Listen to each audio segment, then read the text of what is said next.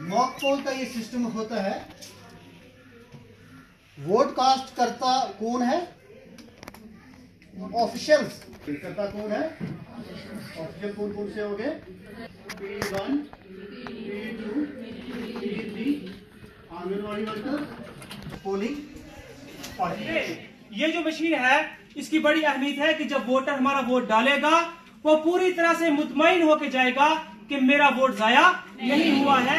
7 second के लिए यहाँ पर इसकी जो ट्रांसपेरेंट ये खिड़की है, विंडो है, इसके बीच में एक स्लिप आएगी, जिस स्लिप के ऊपर आपके डिजायर्ड कैंडिडेट का, जिसको आप वोट देना चाहते हैं, जिसको आपने वोट दिया है, उसका नाम भी आएगा, उसका चुनाव चिन्ह यानी कि चुनाव निशान भी आएगा और उसका सीरियल नंबर भी आएगा। जो वीवीपैट का जो एक नया अंग जुड़ा है, जिसके बीच में ये खसूसियत है कि जब वोटर वोट डालेगा तो उसके अंदर एक विंडो है, जो ट्रांसपेरेंट विंडो है, उसके बीच में यानी कि एक स्लिप आएगी जो 7 सेकंड के लिए वहाँ पे रहेगी, जिसके ऊपर वो जो कैंडिडेट है उसका नाम, उसका सीरियल नंबर, उसका चुनाव चिन्ह या चुनाव निशान जो है वो डिस्प्ले होगा।